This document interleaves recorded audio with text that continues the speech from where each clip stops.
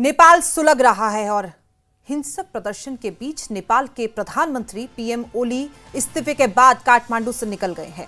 हिंसा और भारी विरोध के बाद ओली ने इस्तीफा दिया है। ओली सरकार के कई मंत्री पहले ही इस्तीफा दे चुके हैं। प्रदर्शनकारी पीएम राष्ट्रपति के घर को आग के हवाले कर चुके हैं। मंत्रियों के घरों पर लोगों का गुस्सा फूट रहा है। आगजनी और तोड़फोड़ की जा रही है। इधर प्रदर्शनकारी संसद भवन में घुस आए हैं और संसद भवन में आग लगा दी गई है। कल से युवा नेपाल की सड़कों पर प्रदर्शन कर रहे हैं। नेपाल के वित्त मंत्री को लोगों ने दौड़ा कर पीटा। नेपाल के अलग अलग हिस्सों में आगजनी और तोड़फोड़ की खबरें सामने आ रही है। काठमांडू एयरपोर्ट को बंद कर दिया गया है। नेपाल में अफरा तफरी का माहौल बना हुआ है। मंत्रियों को हेलीकॉप्टर के जरिए नेपाल से निकालने की व्यवस्था की गई है। इसी के साथ आपको यह भी बता दें कि प्रधानमंत्री के लिए तो अलग से प्लेन आया था, वहां से वो निकले। नेपाल में सोशल मीडिया पर बैन लगाने को लेकर लगातार दूसरे दिन युवाओं का विरोध प्रदर्शन जारी है। तस्वीरें आपके सामने हैं। उग्र प्रदर्शन करते हुए प्रदर्शनकारी नजर आ रहे हैं।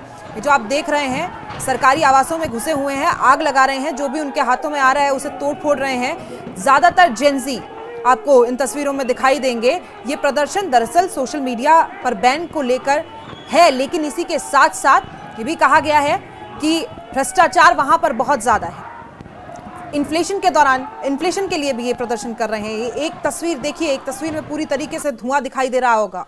ये नेपाल की राजधानी की तस्वीरें आप देख रहे हैं, किस तरीके से सरकारी आवासों में घुसकर प्रदर्शनकारी उग्र हो चुके हैं। ये वही तस्वीरें हैं कि जब जनता उग्र हो जाती है तो उसके बाद कुछ ऐसा मंजर देखने को मिलता है। विद्रोह करते हुए यहाँ पर जो भी सामान उनके हाथ में आ रहा है तोड़ते हुए आपको प्रदर्शनकारी नजर आ रहे होंगे।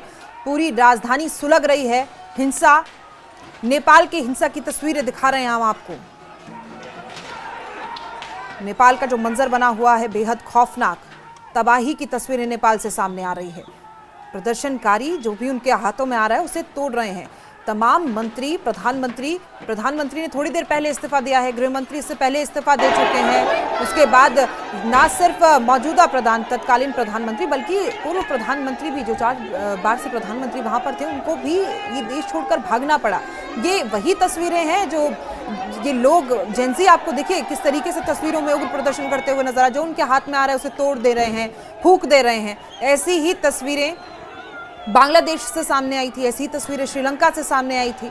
पड़ोसी मुल्क पाकिस्तान से भी शहबाज शरीफ को जेल में ही बंद कर दिया गया था। जब श्रीलंका का मंजर सामने हमने देखा था, उस वक्त भी लोग प्रधानमंत्री आवास में घुसकर जो उनके हाथ में आ रहा था उसे तोड़ रहे थे।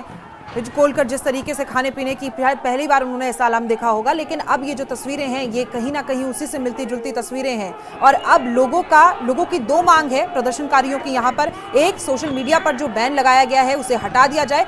दूसरा, जो भ्रष्टाचार वहां पर हो रहा है वो होने नहीं देंगे। स्थानीय लोगों की मांग है कि उनका नेता, किसी भी मंत्री से अब विश्वास उठ चुका है। राजतंत्र की मांग उनकी तरफ से की गई है, या फिर वो किसी सेना के चीफ को इस नेपाल की बागडोर संभालने को दे दी जाए, ऐसे स्थानीय लोगों की मांग है। लेकिन इस खबर पर शैलेंद्र वांगू, एडिटर नेशनल ब्यूरो, हमारे साथ मौजूद है। शैलेंद्र, किस तरीके से ये प्रदर्शन उग्र हो गया है और मांगे क्या है इनकी? हालांकि देखिए, सोशल मीडिया बैन एक मुद्दा है, लेकिन इसके अलावा भी जो तस्वीरें निकलकर सामने आ रही है, ये पूरी तरीके से जो पड़ोसी मुल्क है, चाहे श्रीलंका की बात कर लीजिए, बांग्लादेश की कर लीजिए, वैसी की वैसी तस्वीरें। आगे क्या होने वाला है? ऐसे में इमरजेंसी जैसे हालात बन गए हैं यहाँ पर। देखिए प्रिया, जाहिर तौर पर जो नेपाल में अभी हो रहा है, ये कई दशकों के बाद इस तरह का मंजर हमने नेपाल में देखा है, जहां पर खासतौर से जो यंगर जनरेशन है, स्कूल जाने वाले बच्चे, कॉलेज जाने वाले जो स्टूडेंट्स हैं, उन्होंने यूनिफॉर्म में, कल हमने तस्वीरें देखी हैं कि उन्होंने प्रोटेस्ट किए हैं। हालांकि ये गुस्सा बताया जा रहा है सोशल मीडिया बैन को लेकर। हालांकि जो बैन है उसको कल रात को रिवोक कर लिया गया था, लेकिन इसके बावजूद अभी भी वहाँ पर हिंसा थमी नहीं है। जो ताज़ा तस्वीर हम देख पा रहे हैं टीवी स्क्रीन्स पर, वो केपी शर्मा ओली जो कि प्रधानमंत्री रहे नेपाल के, उनके इस्तीफे के बाद की तस्वीर है। यानी कि अभी तक वहां पर हालात संयम में नहीं आ पाए हैं। इसी बीच जो लेटेस्ट अपडेट ये है कि नेपाल जो एडमिनिस्ट्रेशन है, जो पुलिस है, जो वहाँ की आर्मी है, उन्होंने एक जॉइंट स्टेटमेंट साझा किया है, जहाँ पर उन्होंने कहा है कि वो आम नागरिकों से संयम बरतने के लिए उन्होंने आग्रह किया है। और साथ ही साथ उन्होंने ये भी कहा है कि इस विषय में राजनीतिक संवाद के माध्यम से शांतिपूर्ण समाधान निकालने की दिशा में जो कदम उठाए जाने चाहिए वो उठाए जा रहे हैं। तो ऐसे में जाहिर तौर पर जो गुस्सा है, अगर हम लोकल कम्युनिटीज़ की बात करें, लोकल आवाम की बात करें, तो 2008 से जब से वहाँ पे मोनार्की ख़त्म हुई है, वहाँ पर लगातार नेपाल में जो सरकारें हैं वो स्टेबल नहीं रही हैं। अगर हम पिछले 2008 से अब तक की बात करें तो 14 वहाँ पे सरकारें बदली जा चुकी हैं अब तक, और एक भी सरकार ने 5 साल का टर्म पूरा नहीं किया।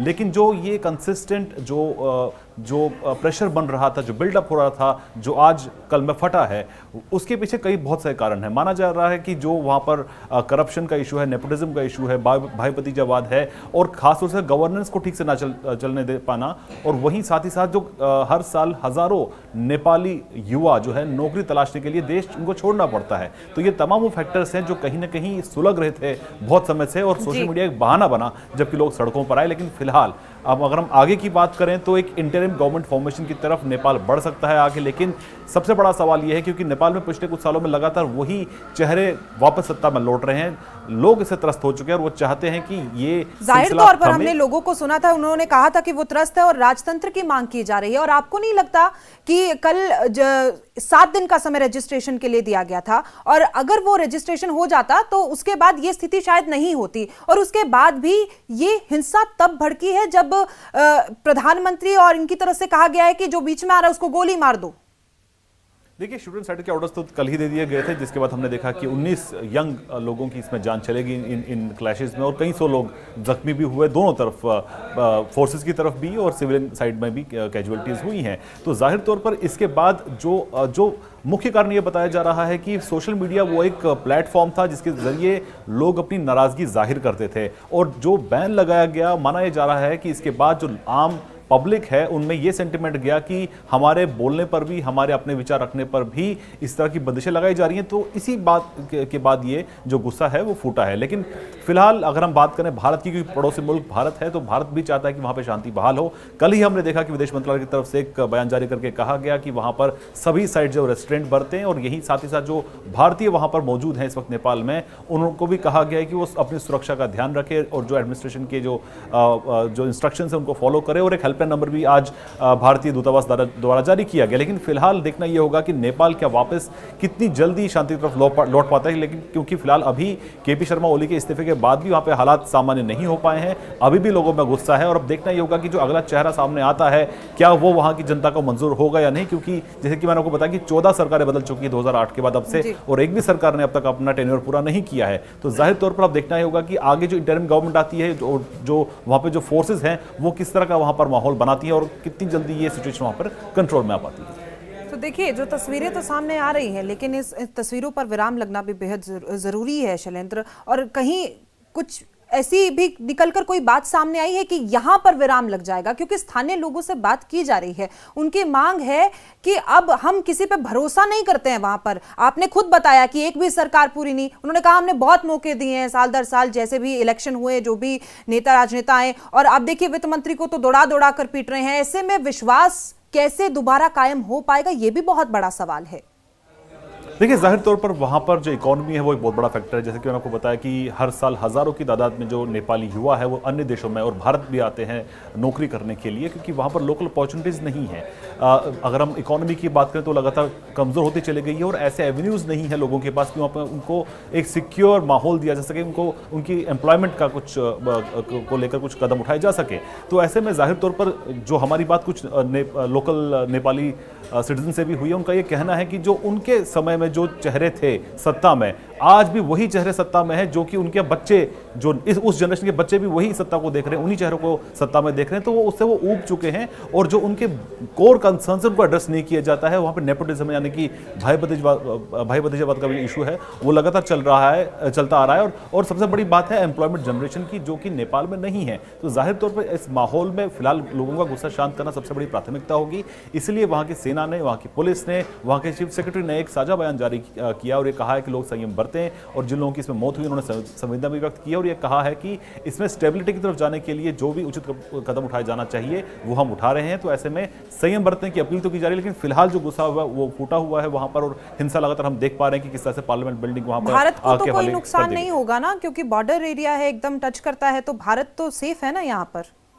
देखिए, ज़ाहिर तौर पर क्योंकि ये बॉर्डरिंग स्टेट है और भारत के साथ एक लंबा बॉर्डर लगता है नेपाल को, तो ऐसे में वहाँ पर कल जिस तरह के हालत वहाँ पे बने, उसके बाद इंडिया नेपाल बॉर्डर पे जो है सतर्कता बढ़ा दी गई ताकि स्पिल ओवर इफेक्ट भारत में ना हो और भारत में इस तरह की हिंसा ना बढ़ के। तो जाहिर तौर पर भारत चौकस है, लेकिन भारत नज़र भी बनाए हुए है नेपाल के साथ में। हम ये भी मान रहे हैं कि जो भारत सरकार है वो भी वहाँ पर संयम बरतने के लिए और हालात नॉर्मल पर आ जाए इसको लेकर भी लगातार नज़र बनाए हुए हैं। हालांकि ये नेपाल का अंदरूनी मामला है, भारत दखल नहीं देता नेपाल के अंदरूनी मामलों में, लेकिन जाहिर तौर पर जो भारतीय इस वक्त वहां पर मौजूद हैं उनके लिए कुछ इंस्ट्रक्शन जारी किए गए, उनके लिए हेल्पलाइन भी जारी की गई है। तो क्योंकि बहुत से टूरिस्ट यहां से नेपाल घूमने के लिए जाते हैं, तो उनके लिए भी कहा गया है कि वो वहां पर जो लोकल इंस्ट्रक्शंस हैं उनका वो पालन करें। और लेकिन साथ ही साथ नज़र बनी हुई है ताकि स्पिल ओवर इफेक्ट भारत के बॉर्डरिंग स्टेट्स पर ना हो, खासतौर से बिहार और जो नेपाल यूपी के जो इलाके हैं जहां से बॉर्डर सटता है नेपाल का, तो वहां पर सतर्कता बढ़ा दी गई है।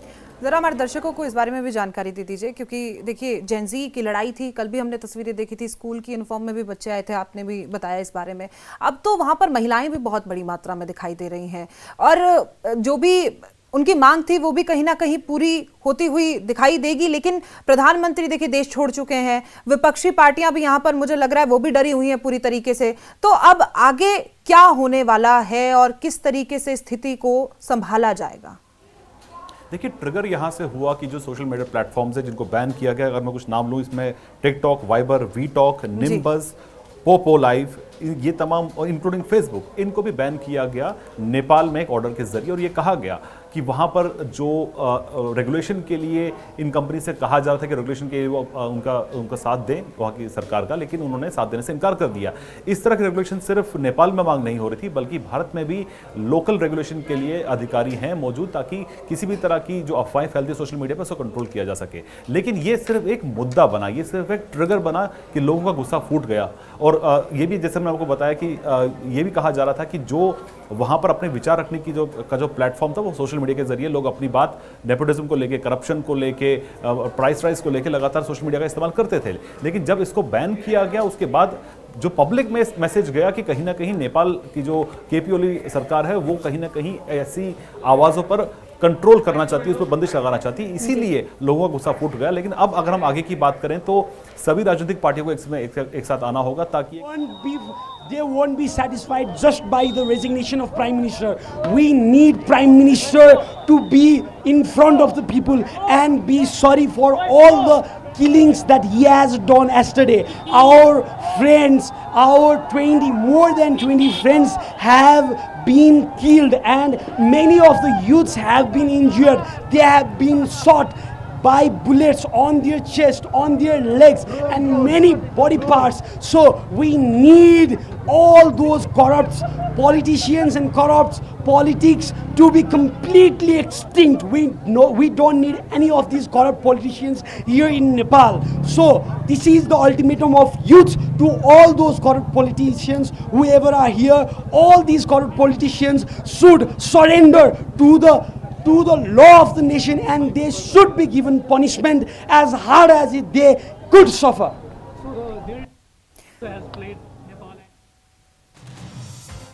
तो देखिए स्थानीय लोग वहां पर शैलेंद्र मांग कर रहे हैं कि देश छोड़ना यहां पर काफी नहीं है, सामने आए, आकर माफी मांगे। ये उग्र तभी हुआ जो कल मौत हुई है ना लोगों की, उस पर गुस्सा फूटता हुआ नजर आ रहा है और साफ तौर पर कहना है कि अब हमें किसी की भी जरूरत नहीं है। देखिए, जाहिर तौर पर इस वक्त वहाँ पर सेंटिमेंट्स भड़के हुए हैं और खासतौर से जो कल कैजुअलिटी हुई है, 19 लोगों की जान गई है, उसमें मैक्सिमम जो हैं वो स्टूडेंट्स हैं। तो जाहिर तौर पर इसके बाद गुस्सा भड़का है। मांग ये भी की जा रही थी कि उनको कंपनसेशन दिया जाए और सोशल मीडिया प्लेटफॉर्म को वापस रिस्टोर किया जाए, जो कि हमने होता हुआ देखा।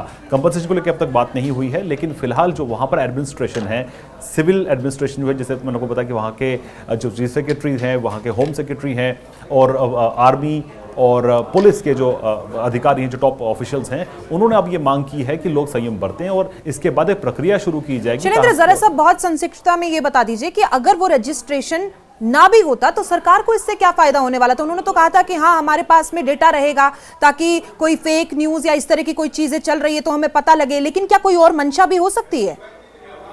देखिए, जो नेपाल सरकार ने जो कदम उठाए थे बैन करने के लिए, वो एक लास्ट रिजॉर्ट होता है। अगर हम जनरली ये बात माने कि जो नेपाल सरकार ने किया वो उचित अगर कदम उन्होंने उठाया है, तो उसके पीछे फैक्टर्स ये होते हैं कि सोशल मीडिया पर नजर रखने के लिए रेगुलेशन की आवश्यकता होती है, क्योंकि बहुत ऐसी फेक खबरें होती हैं, कम्युनल हार्मनी को बिगाड़ने के लिए खबरें चलाई जाती हैं। तो ऐसे में ऐसे प्लेटफॉर्म्स पर रेगुलेशन के लिए जरूरी होता है कि वो कंप्लाई करे, कंप्लायंस के लिए जरूरी बिल्कुल होता है। जरूरी है। बहुत बहुत शुक्रिया शैलेंद्र आपका जानकारी के लिए। तो फिलहाल वक्त एक छोटे से ब्रेक आप